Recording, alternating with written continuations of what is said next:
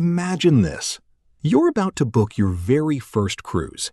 You're picturing ocean views, amazing food, and a totally stress-free vacation.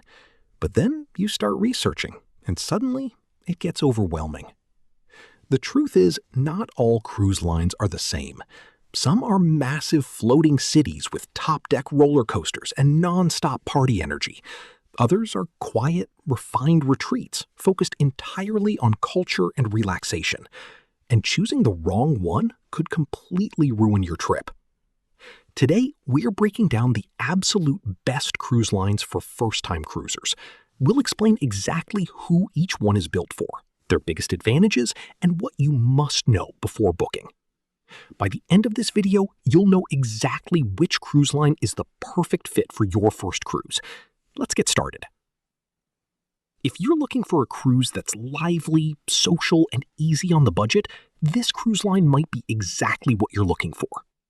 Carnival Cruise Line is famous around the world for its fun ships, and it's one of the most accessible ways to try cruising for the first time. This line is ideal for budget-conscious travelers, families, and groups of friends who want a high-energy cruise where the focus is simply having fun. If you're looking for a quiet, meditative retreat at sea, this probably isn't the cruise line for you. Let's start with the advantages. First and foremost is affordability. Carnival consistently offers some of the most competitive prices in the industry, making cruising much more accessible for first-time cruisers. But don't let the lower price tag fool you. Carnival's newest Excel-class ships, Mardi Gras, Carnival Celebration, and Carnival Jubilee, are incredibly modern and packed with features. We're talking about actual top-deck roller coasters, huge water parks, ropes courses, and impressive original entertainment. Another big highlight is the food. Carnival's complimentary dining is widely considered one of the best at sea for casual eats.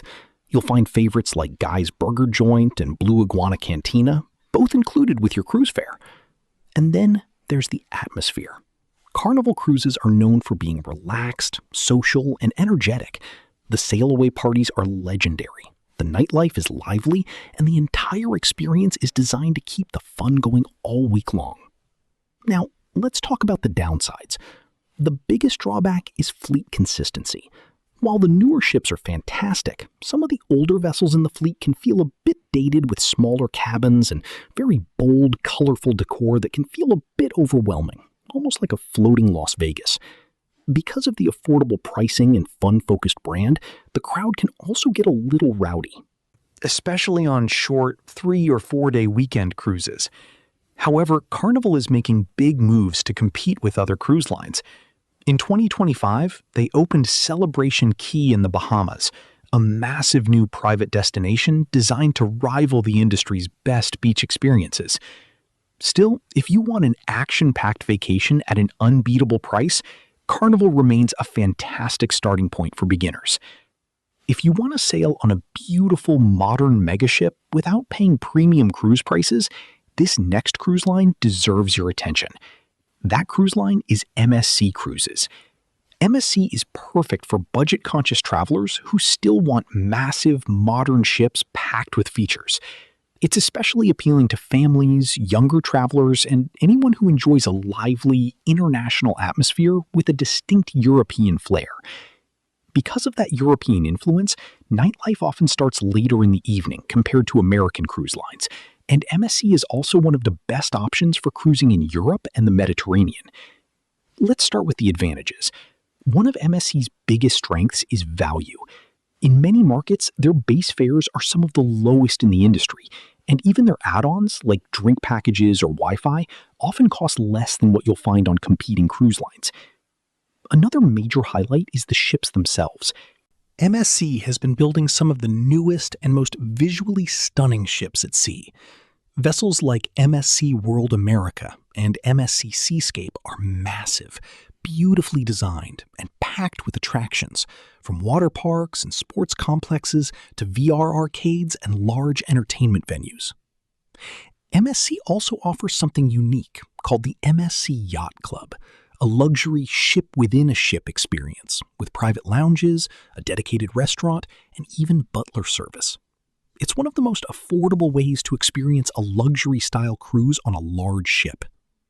And their private island in the Bahamas, Ocean Key MSC Marine Reserve, is fantastic. Instead of giant water parks, the focus is on natural beaches, crystal clear water, and marine conservation. Now, let's talk about the downsides. It's worth noting that MSC isn't typically chosen for its food or service. It's chosen for value and its modern ships. Because MSC attracts a very international crowd, announcements are often repeated in several languages, which can sometimes slow things down on board. Service and dining can also feel a bit inconsistent compared to some American cruise lines. And while the ships are beautiful, the entertainment and overall organization don't always reach the same polished level as competitors like Royal Caribbean. Still, if you want a modern ship at a very competitive price, MSC can be an excellent option for first-time cruisers. If the idea of strict schedules, assigned dining times, and formal dress codes sounds stressful, this next cruise line might be perfect for you. It's Norwegian Cruise Line, often called NCL. Norwegian is especially popular with families, couples, and solo travelers who want maximum flexibility on their vacation. The entire experience is designed to feel relaxed and casual rather than structured. The biggest advantage of Norwegian is something they pioneered called freestyle cruising. Instead of fixed dining times and assigned seating, you can eat where you want, when you want. There's no pressure to follow a schedule, and many venues stay open late, including casual spots like the local pub, which is available 24 hours on many ships. Their newest ships are also packed with attractions. Vessels like Norwegian Encore, Prima, and Viva feature outdoor go-kart tracks, water slides, virtual reality arcades, and huge entertainment venues. Norwegian also offers popular bundled promotions like Free at Sea, which can include drink packages, Wi-Fi, and specialty dining, adding significant value for first-time cruisers. Another big advantage is how well Norwegian caters to solo travelers. They offer dedicated studio cabins designed specifically for single guests, along with a private lounge where solo cruisers can meet each other. And if you want something more upscale, Norwegian offers The Haven, a luxury ship-within-a-ship complex with private lounges, restaurants, and butler service. Now, let's talk about the downsides. The most common complaint about Norwegian is what some cruisers call nickel and diming. While the base fare can look attractive, many onboard experiences, like go-karts, certain entertainment, and specialty dining, come with additional charges. Another drawback is that on some of the newer ships, particularly the Prima class, the main pool areas are surprisingly small for ships of that size, which can make sea days feel crowded. Still, if you want a cruise where you set your own schedule, Norwegian remains one of the best options for first-time cruisers. If your idea of the perfect cruise involves great food, beautiful ships, and a calmer atmosphere, this next category may be exactly what you're looking for. That's where Princess Cruises and Celebrity Cruises really shine. These cruise lines are ideal for couples, mature travelers, and anyone looking for a more relaxed and elegant experience, with quiet pool decks, great dining, and a refined atmosphere, instead of loud deck parties and roller coasters. Princess, in particular, is also one of the top choices for Alaska cruises, with deep experience in the region, and even their own wilderness lodges. Let's look at the advantages. Both Princess and Celebrity offer an experience that sits right between mainstream and luxury cruising. The ships are beautiful, the service is excellent, and the overall atmosphere feels calmer and more sophisticated than many larger family-focused cruise lines. The food is a major highlight. Both lines are known for high-quality dining, excellent specialty restaurants, and some of the best buffets at sea. Princess is famous for its International Cafe, a 24-hour spot serving pastries, coffee, and snacks throughout the day. The ships themselves are also stunning. Princess is known for having some of the most comfortable beds at sea, which perfectly matches its relaxed, premium feel, while Celebrity's modern Edge-class ships feature sleek, contemporary design. Princess also stands out with its Medallion-class technology, which allows you to unlock your cabin automatically, order food or drinks anywhere on the ship, and move through embarkation much faster. Entertainment on these ships tends to be refined rather than flashy, with excellent live music, theater productions, and classic cruise activities. Now, let's talk about the downsides. The biggest trade-off is the lack of adrenaline-style attractions. You won't find roller coasters, massive water parks, or bumper cars here. Because these lines are more upscale, the prices are typically higher than budget-friendly options like Carnival or MSC. And while the dress code is much more relaxed today than it used to be, there are still some semi-formal evenings, which may not appeal to every traveler. Still, if you prefer a calmer, more refined cruise experience with excellent food and beautiful ships, Princess and Celebrity are excellent choices for first-time cruisers. If you're looking for an adults-only cruise that feels modern, social, and completely different from traditional cruising, this next option might be exactly what you're looking for. That cruise line is Virgin Voyages. Virgin is strictly adults only, meaning no passengers under 18 are allowed on board. It's especially popular with couples, food lovers, and travelers who want a more modern and social cruise experience. It also attracts a very diverse, open-minded crowd, which adds to the relaxed and inclusive atmosphere on board. Let's start with the advantages. The biggest difference with Virgin is the food. Instead of traditional buffets and massive main dining rooms, the ships feature over 20 unique restaurants and eateries, and almost all of them are included in the cruise fare. The quality is widely considered some of the best in the industry. Another major advantage is what's included. Basic Wi-Fi, gratuities, group fitness classes, and essential drinks like soda and water are all built into the price, which makes the overall experience feel much more all-inclusive. The ships themselves are modern and stylish, and Virgin keeps announcements to a minimum, so the entire experience feels calmer and less intrusive than traditional cruise lines. Cabins are tech-focused, balconies feature Virgin's famous red hammocks, and there's no formal dress code anywhere on board. Entertainment is also very different from traditional cruise lines. Instead of classic Broadway-style shows, Virgin focuses on immersive performances and unique events like Scarlet Night, a ship-wide celebration that turns the entire vessel into a massive party. They also offer a beautiful private destination in the Bahamas called the Beach Club at Bimini, which perfectly matches the resort-style atmosphere on board. Now, let's talk about the downsides. One of the most common complaints is the main pool area, which can feel surprisingly small for ships of this size. The cabins are stylish, but the bathrooms are quite compact, which some travelers notice immediately. Yeah. It was really interesting because it wasn't just kind of a pie-in-the-sky idea. He had all the statistics to back it up, and he was explaining to me that 92% of women who are murdered, the killer is someone that they know. Granted, we don't know that Nancy was murdered at this point, although sadly it doesn't seem like she's probably alive at this point, but we don't know for sure. But so 92% of women who are murdered, the killer is someone they know. Is that something that you think the agents are taking into account, a statistic like that? You know, I don't know. I'm certainly not going to argue with the statistic. That sounds accurate. What I would want to discuss with the doctor is whether he considered this this consistent with all other murders of women. I think if you did a sample test of those 92%,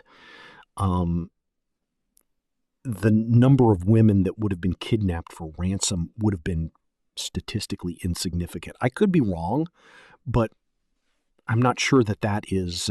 More exclusive ports that megaships simply cannot reach. Another major advantage is the inclusive experience.